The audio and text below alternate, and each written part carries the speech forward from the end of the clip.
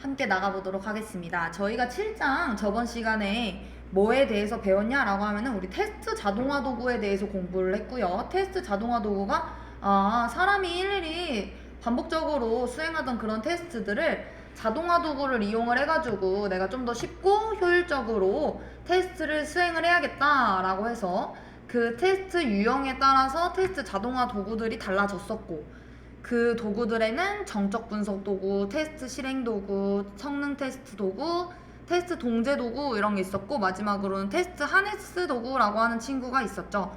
자, 그래서 테스트 하네스 도구라고 하는 친구가 뭔데? 라고 했을 때 테스트가 실행될 환경을 시뮬레이션을 해서 컴포넌트 및 모듈이 정상적으로 테스트 되도록 하는 도구였다.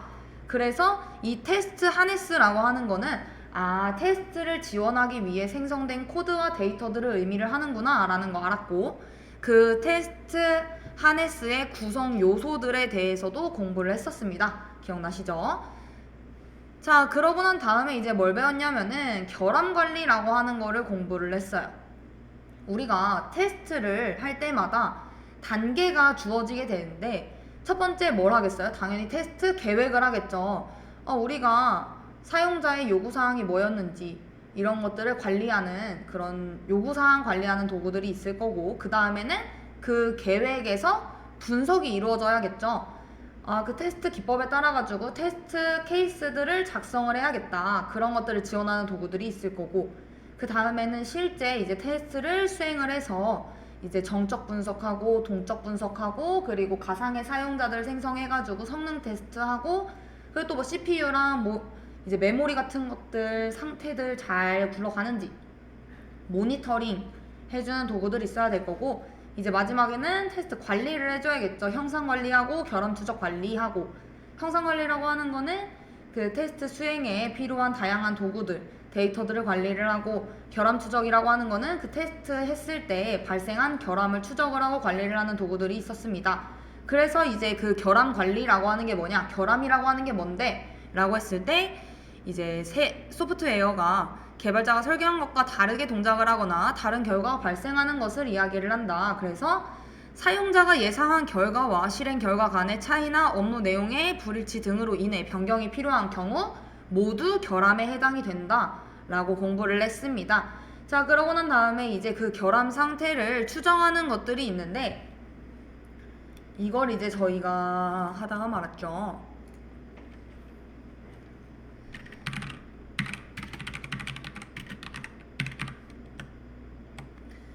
자, 결함을 이제 발견을 했어요. 그러면은 그 친구들을 지속적으로 상태 변화를 추적을 하고 관리를 해야 된다 라고 했고, 이 결함 관리 측정 지표라고 하는 친구들이 있는데, 어떤 것들이 있느냐? 결함 분포, 결함 추세, 결함 에이징이라고 하는 것이 있습니다. 자, 결함 분포라고 하는 것은 모듈 또는 컴포넌트의 특정 속성에 해당하는 결함 수를 측정하는 것을 이야기를 하고, 결함 추세라고 하는 것은 테스트 진행 시간에 따른 결함 수의 추이 분석, 그리고 마지막 결함 에이징이라고 하는 거는 특정 결함 상태로 지속되는 시간을 측정하는 것을 이야기를 합니다. 자, 그래서 그 결함 추적하는 순서, 결함 등록하고 검토하고 할당하고 수정하고 결함 조치 보류했다가 결함 종료하고 결함 해제하는 것까지는 저희가 이제 확인을 해봤고, 그리고 결함이 어떻게 분류가 되는지 얘네들도 확인을 했었고요. 자, 그러면은 이제 그 결함 심각도라고 하는 단어는 어떻게 나오는 것이냐?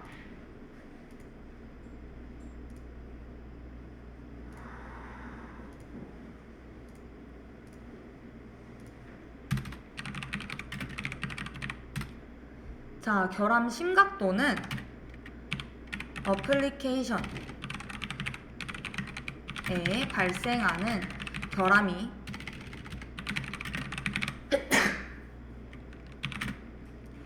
전체 시스템에 미치는 치명도를 나타내는 척도를 이야기를 합니다.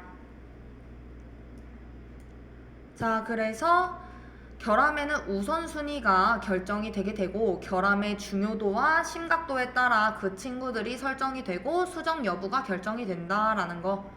자, 그리고 이제 중요하다라고 이야기했었던 애플리케이션 성능 분석 4가지 지표들에 대해서 확인을 해봤고 처리량, 응답 시간, 그리고 경과 시간, 그리고 마지막 자원 사용률까지는 다 알아두셔야 된다라고 이야기를 했었습니다. 그리고 성능 테스트 도구라고 하는 것이 있는데 성능 테스트 도구는 당연히 성능을 테스트하기 위해서 이제 점검하는 도구가 되게 되는 건 거죠. 부하 테스트하고 일정 시간 동안 부하를 가해가지고 얘가 어떻게 반응을 하는가 테스트를 하고 또 그 부하 테스트를 확장을 시켜가지고 얘가 과부하 상태에서는 어떻게 작동을 하는가 이런 것들을 이제 테스트하는 도구들. 그리고 시스템 모니터링 도구라고 하는 거는 당연히 그 시스템의 자원을 이제 확인을 하고 분석하는 도구가 되겠습니다. 자, 그 다음에는 이제 뭐에 대해서 공부를 할 예정이냐. 여기에는 이제 없는데 알아두면 유용한 시험 문제에는 그렇게 많이 나오지는 않았어요. 나온 적도 없을 거예요 아마. 자, 복잡도라고 하는 친구입니다. 이게 뭐냐, 우리 복잡도라고 하는 거는 알고리즘의 효율성을 이야기를 한다라는 건 거예요. 예를 들어서 우리가 짠 코드가 10명의 고객이 이제 10명의 고객을 처리를 할 때는 한 1초 만에 끝났어요. 그런데 내가 이 사이트를 오픈을 했더니 갑자기 10명만 쓰던 우리 홈페이지가 한 100만 명이 몰린 거예요. 이때는 뭐 10초가 걸리냐 1년이 걸리냐 이런 걸 이제 보고 싶다라는 건 거죠. 어떤 알고리즘을 썼느냐에 따라 가지고 데이터가 커질수록 걸리는 시간은 기하급수적으로 당연히 폭발을 할 거고, 이거를 미리 계산을 해보는 친구들이 이제 시간 복잡도, 그리고 그 코드가 내부적으로 얼마나 복잡하게 꼬여져 있는가 이것들을 계산하는 게 이제 순환 복잡도가 되는 건 건데, 복잡도라고 하는 말은 시스템이나 시스템 구성 요소 또는 소프트웨어의 복잡한 정도를 나타내는 말을 이제 복잡도라고 이야기를 하고요. 시스템 또는 소프트웨어를 어느 수준까지 테스트해야 하는지, 아니면은 어느 정도까지 개발을 하는지, 그 개발을 하는데 어느 정도의 자원이 소요가 되는지, 얘네들을 이제 예측하는데 이 복잡도라고 하는 것이 사용이 된다라는 거. 자, 그리고 제가 아까 전에 말했던 시간 복잡도라고 하는 말과 또 우리 순환 복잡도라고 하는 말. 자, 시간 복잡도라고 하는 거는 알고리즘을 수행하기 위해 프로세스가 수행하는 연산 횟수를 수치화한 것을 이야기를 하고요. 자, 이 시간 복잡도 같은 경우에는 알고리즘의 실행 시간이 하드웨어적 성능이나 프로그램의 언어의 종류에 따라 좀 달라지기 때문에 시간이 아니라 뭘 표현을 하느냐, 명령어의 실행 횟수를 이제 표기를 합니다. 자, 이런 표기법을 이제 우리가 점근 표기법이라고 얘기를 하고요. 점근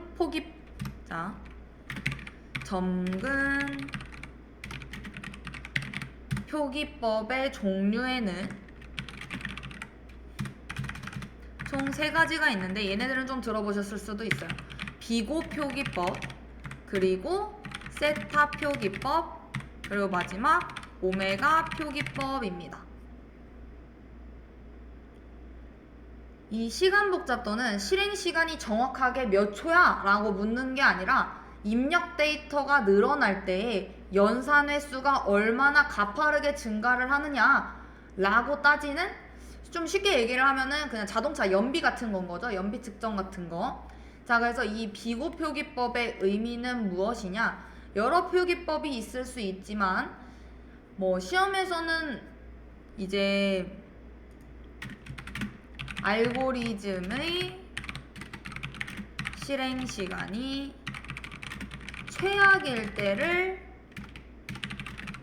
표기하는 방법이고요. 그러니까 뭐 예를 들면은 운전을 할 때 막히면은 최대 2시간 정도 걸려라고 최악을 상정을 해야지 우리가 지각을 안 할 수 있는 건 거잖아요. 그것과 유사한 겁니다. 비고는 이 데이터들이 아무리 어떻게 꼬여 있다라고 하더라도 이 시간 안에는 끝난다라고 하는 그 리밋을 보장을 해준다라는 건 거죠. 상한선을 보장을 해주겠다라는 거. 자, 그래서 이 비고 표기법은 알고리즘에 대해 입력값에 대해서 그 알고리즘을 수행을 했을 때 명령어의 실행 횟수는 어떠한 표기에도 표기 수치보다는 많을 수 없다라는 거를 이제 알 수가 있고요. 자, 그러면은 우리 세타 표기법이라고 하는 거는 뭔데? 라고 하면은 얘는 알고리즘 실행 시간이 평균일 때를 표기하는 방법입니다. 자, 그러면은 이제 마지막 오메가 표기법이라고 하는 친구는 알고리즘의 실행 시간이 최상일 때.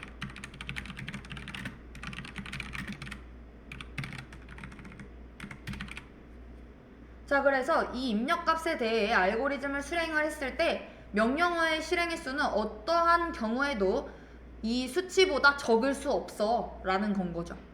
최소 값을 본다라고 생각을 해주시면 됩니다. 자, 그래서 요 세 가지 알아두시면 될 것 같고, 그러면은 순환복잡도라고 하는 거는 뭔데? 자, 우리 시간복잡도가 아까 전에 제가 약간 연비 같은 느낌이에요 라고 했잖아요. 그럼 이 순환복잡도는 코드가 얼마나 이제 더럽게 꼬여있는가를 나타내는 이제 논리적인 복잡도인 거죠. 자, 그래서 테스터들이 이 코드를 테스트를 할 때 경로가 몇 개가 있어 라고 세어보는 과정인 겁니다. 자, 그래서 코드 안에 있는 독립적인 실행 경로의 개수를 수학적으로 이제 계산을 하는 방법이고요. 이거 왜 계산하나요? 라고 하면은 이 순환복잡도 수치가 높다라는 거는 우리 조건문이 많다라는 건 거죠. if문이라던가 while문이라던가 이런 애들이 너무 많아서 코드가 스파게티 마냥 이렇게 꼬여 있구나. 자, 그렇다라는 거는 당연히 버그가 날 확률도 높고 당연히 유지 보수도 어렵겠죠. 꼬여 있으니까. 자, 그러면은 이 순환복잡도라고 하는 친구는 뭐다? 한 프로그램의 논리적인 복잡도를 측정하기 위한 소프트웨어의 척도다라는 거. 자, 그래서 우리가 맥케이브 순환도라고 이야기를 하기도 하는데, 자, 예시를 하나 가지고 와봤습니다.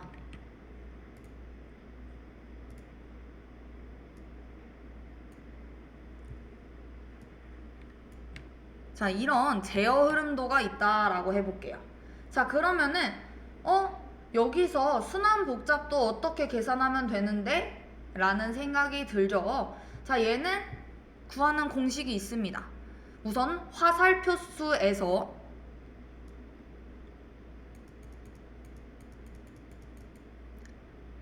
빼기 노드수, 요 동그라미들 보이시죠? 요 노드수를 빼고 여기에다가 플러스 2를 해주면은 이제 순환복잡도가 나오게 됩니다. 자, 그러면은 우리가 요 화살표 수를 세보면 어때요?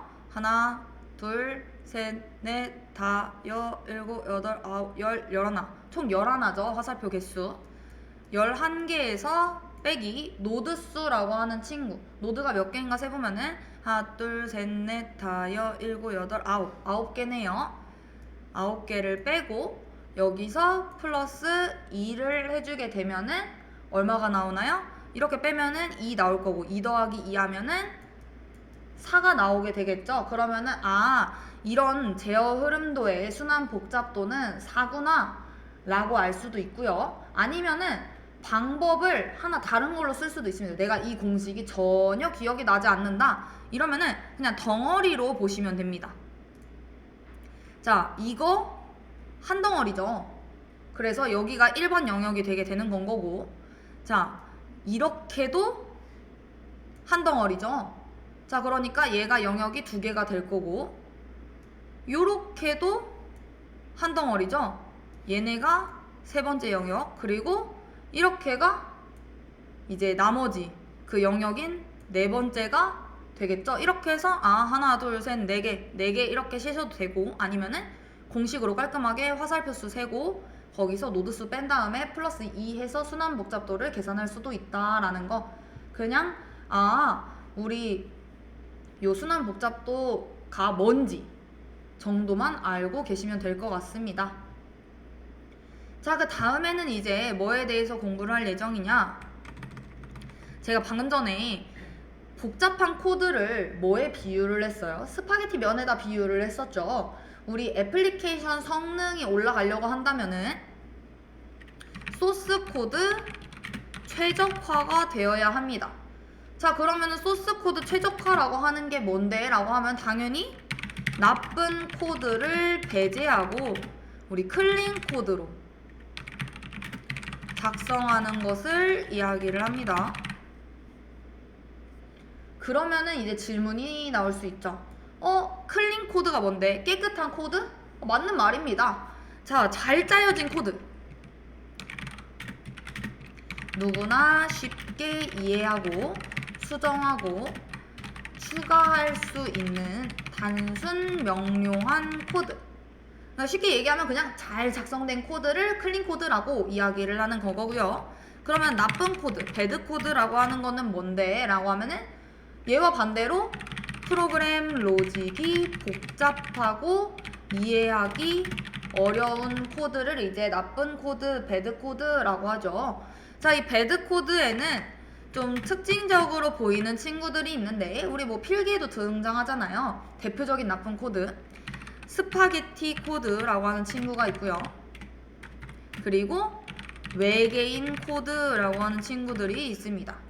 자, 우리 스파게티 면이 어떻게 생겼죠? 막 얽히고 설키고 막 이렇게 생겼죠. 자, 그것처럼 코드의 로직이 서로 복잡하게 얽혀 있는 코드를 이제 우리가 스파게티 코드라고 이야기를 하고요. 외계인 코드라고 하는 거는, 우리 외계인 본 적 있나요? 없죠. 그냥 뭐 옛날에 외계인 있었다, 뭐 아니면은 뭐 있을 것이다, 이런 식으로 생각하는 건 거잖아요. 자, 아주 오래되었거나 참고 문서 또는 그때 개발했던 개발자가 없어서 유지보수 작업이 어려운 코드를 이제 우리가 외계인 코드라고 이야기를 합니다. 자, 그러면은 우리가 소스 코드 최적화를 하고 싶으면 어떻게 하면 되겠어요? 나쁜 코드로 작성된 애플리케이션 코드를 클린 코드로 수정을 하면은 애플리케이션 성능이 향상이 되겠죠. 뭐 이거 당연한 이야기이기 때문에. 자, 그러면은 클린 코드를 작성을 한다라고 하면은 어떻게 작성을 하면 되느냐라는 생각이 들죠. 클린 코드 작성 원칙이 있습니다. 자, 클린 코드는 우선 첫 번째, 가독성을 지켜야 합니다. 가독성이 뭐예요?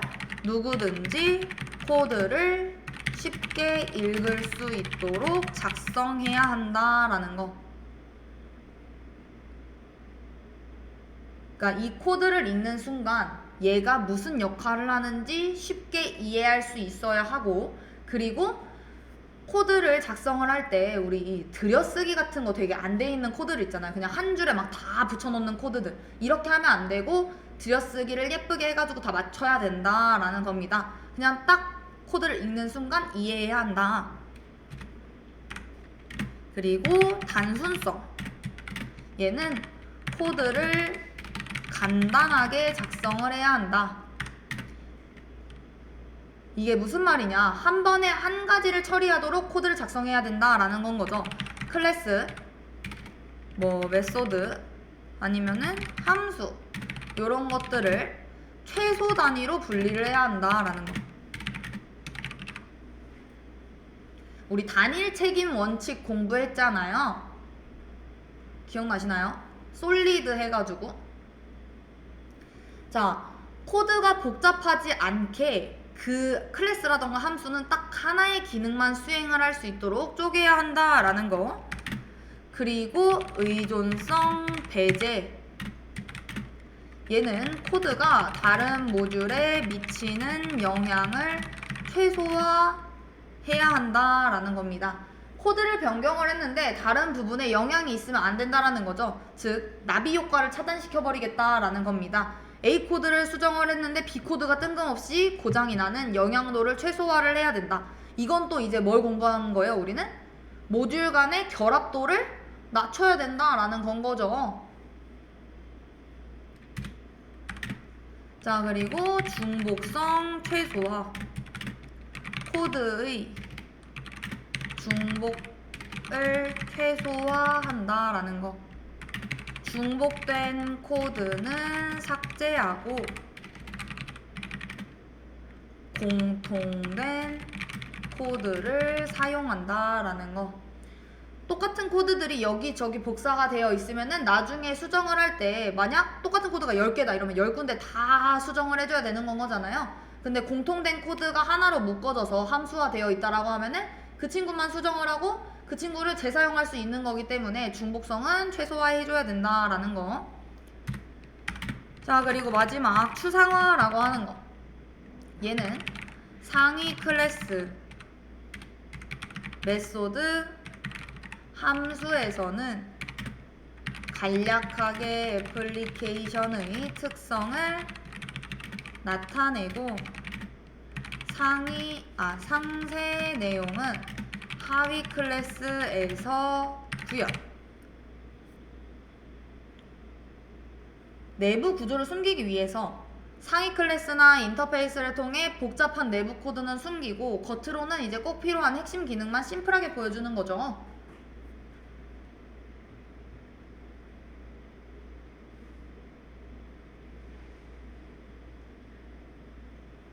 자, 그리고 이제 마지막으로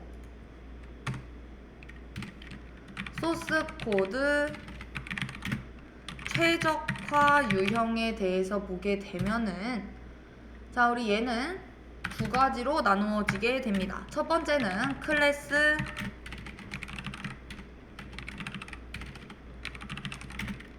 분할 배치, 그리고 느슨한 결합입니다.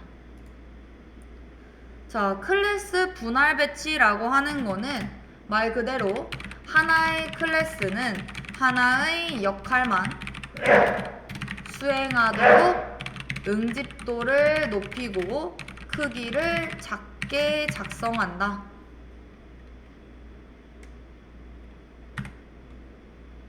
그리고 이제 느슨한 결합이라고 하는 거는 인터페이스 클래스를 이용하여 추상화된 자료 구조와 메소드를 구현함으로써 클래스 간 의존성을 최소화한다라는 거. 자, 그리고 이 친구들 우리가 정말 잘 짠 클린 코드인지 숨은 버그는 없는지 이런 걸 또 사람들이 다 눈으로 확인할 수 없으니까 당연히 검사해주는 도구들이 있을 거고, 이때 이제 도구가 두 개로 나누어지게 되죠. 정적 분석 도구하고 동적 분석 도구.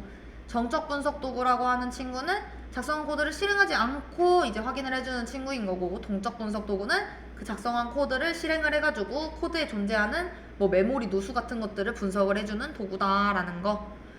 자, 그래서 뭐 아발란체라던가 발그린드 같은 거는 동적 분석 도구고, 뭐 정적 분석 도구라고 한다면은 PMD, 뭐 아니면은 시블블 체크, 뭐 소나큐브 이런 것들이 뭐 맞춤법 검사기 같은 건 거죠. 정적 분석 도구는.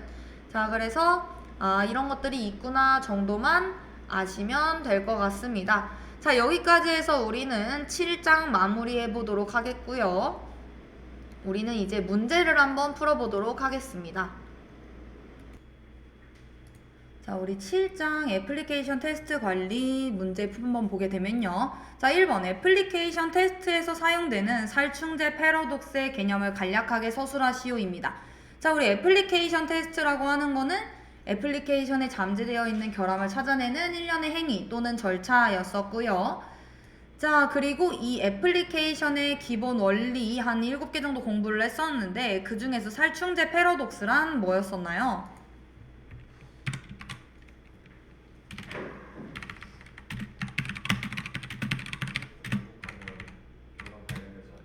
그렇죠. 자, 우리 바퀴벌레한테도 똑같이 계속 똑같은 살충제 뿌리면은 걔가 내성이 생겨가지고 더 이상 죽지 않듯이 우리 테스트 케이스도 똑같은 친구로만 계속하면은 테스트에 오류가 발생하지 않는다라는 거였죠. 결함이 발생하지 않는다. 자, 그래서 살충제 패러독스는 동일한 테스트 케이스로 동일한 테스트를 반복하면 더 이상 결함이 발견되지 않는 현상을 이제 우리가 살충제 패러독스라고 이야기했고요. 자, 그 다음에는 이제 소프트웨어 테스트에서 오류의 80%는 전체 모듈의 20% 내에서 발견된다라고 했던 법칙. 우리 결함 집중하면서 나갔었는데 얘 무슨 법칙이었나요? 그쵸, 파레토 법칙이었었죠.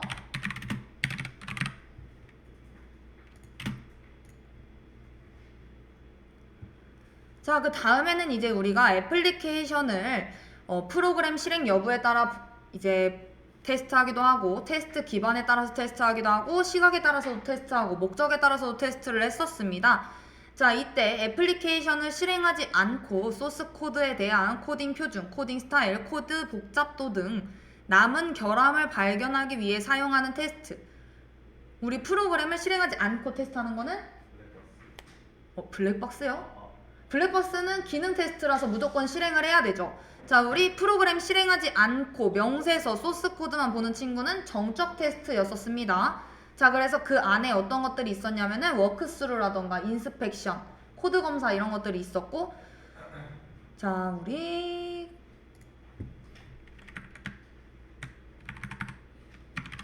3번은 정적 테스트. 자, 그럼 얘와 반대되는 동적 테스트는 뭐였어요? 프로그램을 실행을 해가지고 오류를 찾는 테스트였었고, 이 안에 있는 종류가 블랙박스 테스트, 화이트박스 테스트가 동적 테스트에 해당이 됐었습니다. 자, 그러고 난 다음에 이제 우리 시각에 따라가지고도 테스트가 두 가지로 나뉜다라고 했었습니다. 검증 테스트라고 하는 것과 확인 테스트라고 하는 걸로 나뉘었었는데, 지금 검증 테스트라고 하는 거는 뭐였냐면은 약간 좀 더 고급져 보이죠? 자, 이러면은 누구의 시각이다? 검증은 개발자의 시각에서 제품의 생산 과정을 테스트하는 것을 이야기를 하고, 지금 확인 테스트라고 이야기하는 것은 뭐냐? 누구의 시각? 그쵸. 확인 테스트는 사용자의 시각에서 생산된 제품의 결과를 테스트하는 것이다. 이렇게 써주면 되겠죠. 자, 그래서 검증은 뭔가 좀 더 유식해 보이니까 개발자, 확인은 뭔가 좀 더 가벼워 보이니까 우리 사용자의 입장에서 이제 확인하는 거구나 라고 해서 이 두 가지 차이, 영어 같은 경우에도 둘 다 V로 시작하기 때문에 차이 꼭 알아가지고 우리 알아두셔라 라고 이야기했었고요. 자, 그 다음에 이제 3번 보게 되면은 애플리케이션 테스트 중 시스템에 과다 정보량을 부과를 해서 과부하 시에도 시스템이 정상적으로 작동이 되는지를 확인하는 테스트를 쓰시오입니다. 자, 얘 뭐죠? 과부하. 예. 그렇죠. 강도 테스트죠.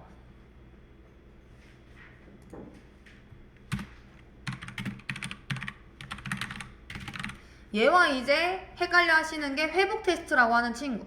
자, 회복 테스트는 여러 가지 결함을 줘가지고 실패를 한 후에 올바르게 잘 복구가 되는가. 우리 오뚜기 얘기하면서 회복은 그거고, 강도는 과부하라고 하는 게 키워드라서 정보량을 과도하게 부과를 해서 정상적으로 실행이 되는지 이제 보는 친구였었다. 그러면은 그거랑 결국에 성능이랑 똑같은 거 아니야? 라고 해서 성능 테스트라고 쓰시는 분들도 있는데, 성능 테스트 같은 경우에는 소프트웨어의 응답 시간, 처리량 이런 전체적인 효율성을 진단하는 테스트였었다라는 거.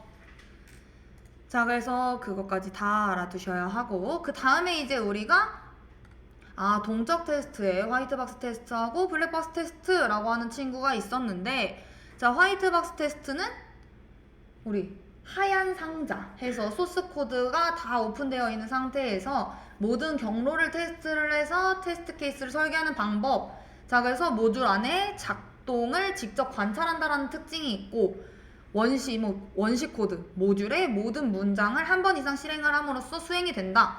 자, 그래서 그 화이트박스 테스트에는 두 가지로 나누어지게 됐었고 기초 경로 검사와 제어 구조 검사로 나뉘었었는데, 자, 여기서 지금 이야기하고 있는 친구들 뭐에 대해 이야기하고 있는 거예요? 그 화이트박스 테스트의 검증 기준에 대해서 얘기를 하고 있는 건 거죠. 자, 그 검증 기준. 자, 최소 한 번은 모든 문장이 수행되도록 구성하는 검증 기준. 자, 이게 뭐예요? 문장 검증 기준이었었죠. 자, 이게 1번이었었고, 자, 2번을 보게 되면은 조건식이 참, 거짓일 때 수행되도록 구성하는 검증 기준.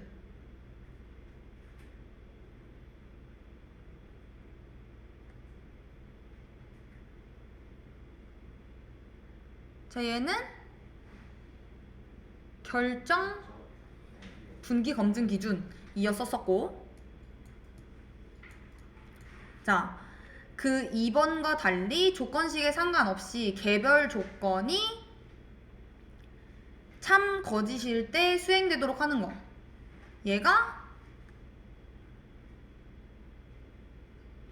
조건 검증 기준이었었죠.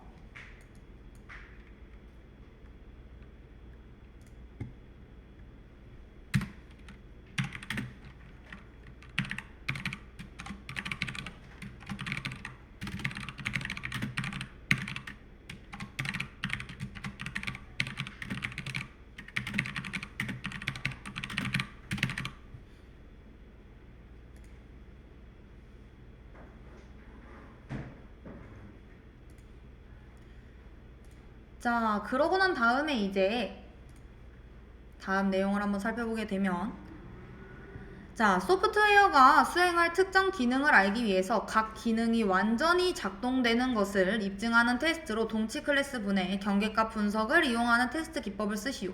자, 우리 기능 테스트라고 하는 친구. 얘 뭐죠? 기능을 알기 위해서 완전히 작동되는 것을 입증하는 테스트. 우리 종적 테스트의 화이트박스 테스트랑, 그렇죠, 블랙박스 테스트라고 하는 친구가 있었고, 이 친구 지금 블랙박스 테스트에 대해서 이야기하고 있는 건 거죠. 어디서 또 볼 수 있었어요? 그 블랙박스 테스트의 종류에 여러 가지가 있었는데, 뭐 동치분할 검사, 경계값 분석, 원인효과 그래프 검사, 오류 예측 검사, 비교 검사, 이런 것들이 있었고, 그 예시를 여기다 달아줬었죠. 자, 그 다음에 이제 보게 되면은 테스트 기법 중 다음과 같이 평가 점수표를 미리 정해놓은 후 각 영역에 해당하는 입력값을 넣고 예상되는 출력값이 나오는지 실제 값과 비교하는 명세 기반 테스트 기법을 쓰시오입니다. 자, 우리 지금 봤더니 평가 점수 표가 이렇게 있었어요. 자, 여기서 테스트 케이스를 봤더니 거의 중간에 있는 값들을 다 이제 추출을 해가지고 꺼낸 친구죠. 자, 이거 뭐죠? 그렇죠. 동치분할 검사였었죠.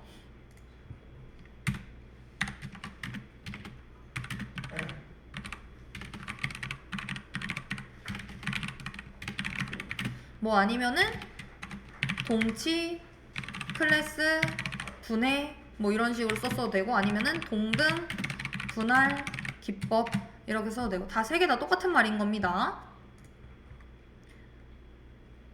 자, 그래서 이 친구는 입력 조건의 중간값보다 경계값에서 오류가 발생할 확률이 높다라는 점을 이용한 검사 기법. 얘 뭐죠?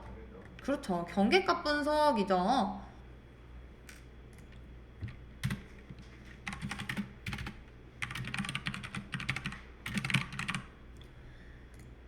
자, 그리고 두 번째는 입력 조건이 유효한 경우와 그렇지 않은 경우에 입력 자료의 개수를 균등하게 정하는 검사 기법. 그래서 0보다 크거나 같고 10보다 작거나 같을 때 라는 조건이 있으면은 이 0과 10의 경계인 마이너스 1, 0, 10, 11 얘네들의 입력값을 하는 친구가 경계값 분석이었었고, 0 이상 10 이하의 수 중에서 n개와 0 미만 10초가 일수 n개를 입력값을 정하는 친구. 얘가 이제 그쵸 동치분할 검사인 거죠.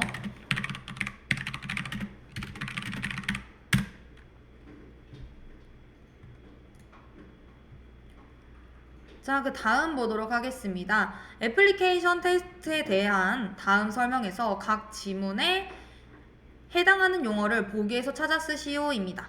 자, 얘는 코딩 직후 소프트웨어의 최소 단위인 모듈이나 컴포넌트에 초점을 맞춰 수행하는 테스트로 모듈 테스트라고도 불린다.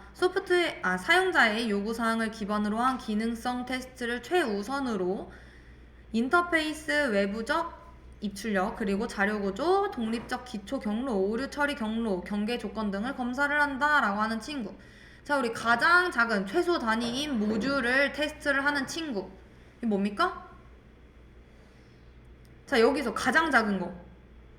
그렇죠. 단위 테스트죠. 최소 단위인 모듈이나 컴포넌트에 맞춰가지고 테스트하는 친구. 단위 테스트.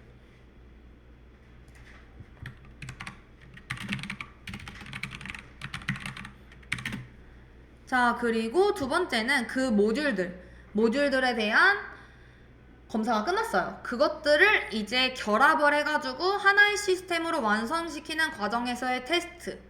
얘는 뭐죠? 단위 테스트 끝나면 그 다음 무슨 테스트 하나요?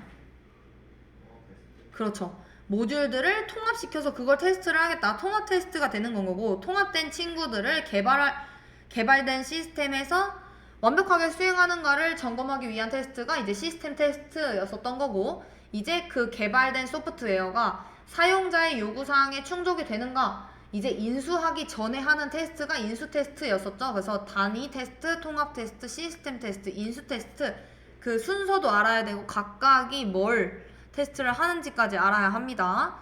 자, 그래서 첫 번째 거는 단위 테스트, 두 번째 거는 통합 테스트.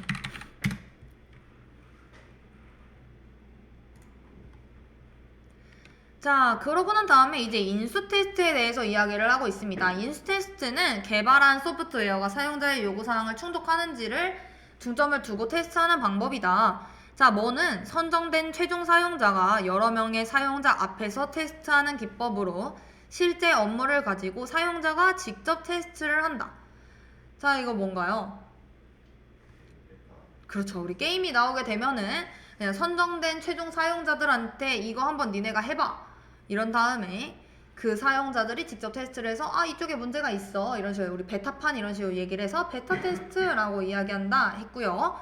자, 그 다음에는 이제 2번 봤더니 개발자의 장소에서 사용자가 개발자 앞에서 행하는 테스트 기법이래요. 자, 얘는 테스트는 통제된 환경에서 행해지고 오류와 사용상의 문제점을 사용자와 개발자가 함께 확인을 하면서 기록하는 테스트? 그렇죠. 알파 테스트였었죠. 자, 그래서 첫 번째는 베타 테스트, 두 번째는 알파 테스트가 정답이었다.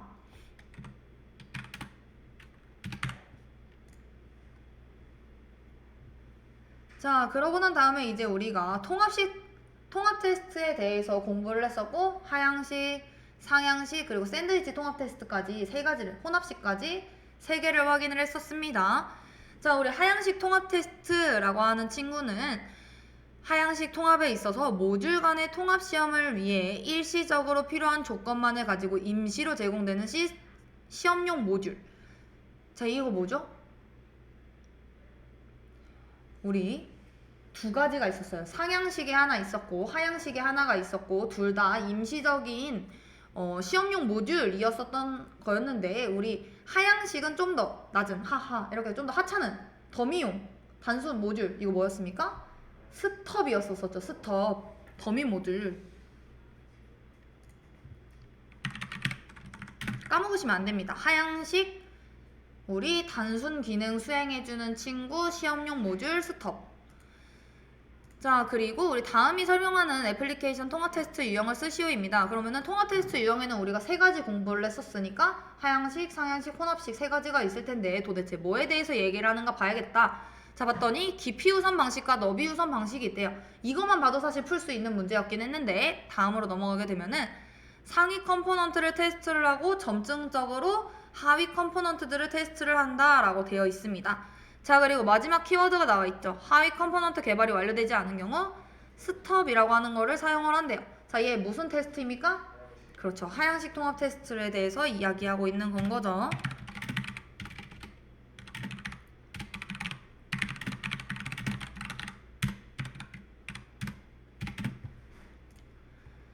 자, 그 다음 문제 넘어가 보도록 하겠습니다. 자, 우리 뭐뭐는 소프트웨어의 하위 모듈에서 상위 모듈 방향으로 통합하면서 테스트하는 기법이래요. 자, 올라가는 요거 무슨 방향입니까? 그렇죠. 상향식 방식이죠.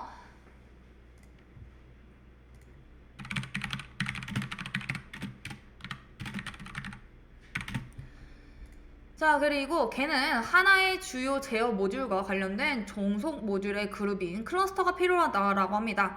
자, 그리고 얘는 입출력을 확인을 하기 위해서 더미 모듈인 무엇을 생성을 하나요? 좀 더 고급져 보였던 친구, 스톱 말고. 그렇죠. 드라이버였죠.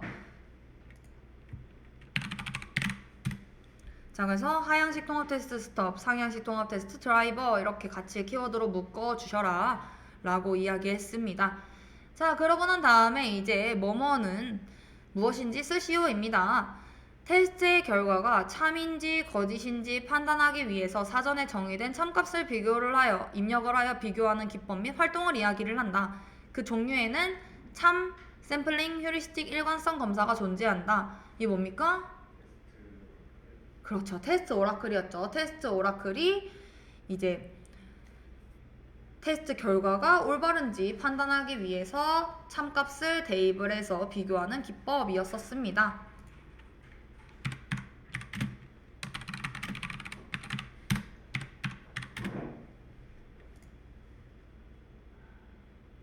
자, 그리고 우리가 그 테스트 오라클은 네 가지에 대해서 공부를 했었는데 아까 전에 참 오라클, 샘플링 오라클, 추정 오라클, 일관성 검사 오라클이라고 하는 친구가 있었어요. 자, 지금 문제를 봤더니 특정한 몇몇의 테스트 케이스의 입력값들에 대해서만 기대하는 결과를 제공하는 오라클이래요. 전수 테스트가 불가능한 경우 사용을 하고 경계값 및 구간별 예상값 결과를 작성할 때 사용하는 오라클을 쓰시오입니다. 자, 전체 중에서 몇 개만 픽해가지고 뽑아내서 사용하는 오라클 뭐였습니까? 우리 뭐 한다고 해요? 전체 중에 우리 샘플링 해 라고 이야기하죠. 샘플링 오라클입니다. 그러면은 전수조사가 불가능할 경우라고 했는데 전수조사가 가능한 테스트는 뭡니까? 모든 테스트 케이스의 입력값에 대해서 기대하는 결과를 다 제공하는 친구. 자, 선택지는 총 4개겠죠. 참 오라클이냐, 샘플링 오라클이냐, 휴리스틱이냐, 일관성 검사냐. 전수조사가 가능한 거 뭡니까? 그렇죠. 참 오라클이었었죠. 자, 근데 우리가 그렇게 하면 좋겠지만 시간도 부족하고 돈도 부족하니까 그 전체 중에서 몇 개만 뽑겠다라고 했던 게 샘플링 오라클이었었던 거고 근데 그러다 보니까 애들이 값이 너무 많이 차이 나는 결과들이 있는데 누가 봐도 정답이 아닌 것 같은데 이거 맞아? 라고 했을 때 이제 추정 오라클, 휴리스틱 오라클이라고 하는 친구 특정한 친구들에 대해서 우선 샘플링 오라클을 한번 하고 그 나머지 입력값들에 대해서는 추정으로 처리를 하겠다. 이게 아무리 봐도 뭐 나이라고 이야기를 했는데 마이너스 1이 표출이 됐다. 이러면은 걔는 나올 수가 없는 값이니까 이거 아니야 이렇게 해서 추정으로 오라클 처리하는 친구 그게 휴리스틱 추정 오라클이었었고 애플리케이션 변경이 있었을 때 그 테스트 케이스의 수행 전과 후의 결과값이 동일한지 확인하는 친구가 일관성이 맞냐 일관성 검사 오라클이었었습니다. 자, 그래서 우선 해당 문제에 대한 정답은 샘플링 오라클에 대한 정답이었었고요. 문제였었고요. 자, 이제 그 다음 보게 되면은 애플리케이션 성능 분석. 자, 우리 애플리케이션 성능이란 최소한의 자원을 사용을 해가지고 최대한 많은 기능을 신속하게 처리하는 정도를 이야기를 합니다. 자, 그래서 우리는 애플리케이션 성능 측정 지표 총 4가지에 대해서 공부를 했었어요. 자, 우리 일정한 시간 내에 애플리케이션이 처리하는 일회양 뭡니까? 보기에 정답이 있죠. 그렇죠. 처리량이죠. 처리하는 일회량, 처리량.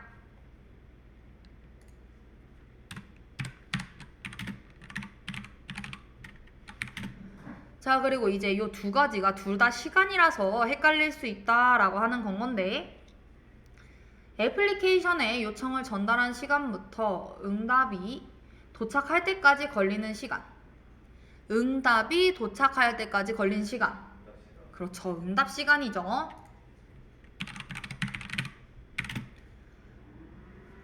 자, 그리고 우리 세 번째를 보게 되면은 애플리케이션의 작업을 의뢰한 시간부터 처리가 완료할 때까지의 걸린 시간. 자, 얘는 얼마만큼 그 시간이 걸렸느냐, 얼마나 시간이 경과됐어? 라고 해서 경과시간이라고 이야기했었습니다.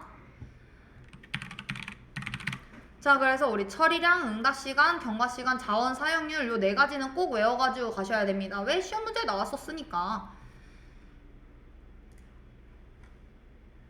자, 그 다음 우리는 그 다음에 이제 소스 코드 최적화에 대해서 오늘 공부를 했었죠. 소스 코드 최적화는 나쁜 코드를 배제를 하고 클린 코드로 작성을 하는 것이었었고, 클린 코드라는 거는 그냥 깔끔하게 잘 작성된 코드를 이야기를 하며, 나쁜 코드는 그와 반대로 복잡하고 이해하기 어려운 코드들이 나쁜 코드였었죠. 자, 대표적인 나쁜 코드 두 가지에 대해서 공부를 했었는데 뭐뭐 공부했어요? 스파게티 코드하고 외계인 코드에 대해서 공부를 했었고, 스파게티 코드는 우리 스파게티 면발들이 막 얽히고 설켜 있는 것처럼 코드 로직이 복잡하게 얽혀져 있을 때. 자, 그러면은 외계인 코드는 뭔데? 이러면은 우리 외계인 엄청 오래됐잖아요. 그쵸? 그 프로그램 로직이 복잡하고 이해하기 어렵고 그럴 때 이제 사용하는 친구들. 그러니까 아주 오래전에 개발자가 코드를 짜놓고 퇴사를 해가지고 문서도 없고 주석도 없고, 그게 이제 마치 외계인이 남겨두고 간 유물 같다, 뭐 그런 느낌인 거죠. 결국에는 도와줄 사람도 없고 뭐 문서도 없고 이러니까 훨씬 유지보수 하는데 오래 걸려서 그 친구들이 이제 외계인 코드라고 불렸었습니다. 자, 그래서 정리를 해서 보면은 외계인 코드는 아주 오래되거나 참고 문서 또는 개발자가 없어 유지보수 작업이 어려운 코드를 이제 우리가 외계인 코드라고 이야기한다 까지 나갔습니다. 자, 여기까지 해서 저희 7장 문제 다 풀어봤고요. 그 다음에는 이제 8장으로 넘어가 보도록 하겠습니다.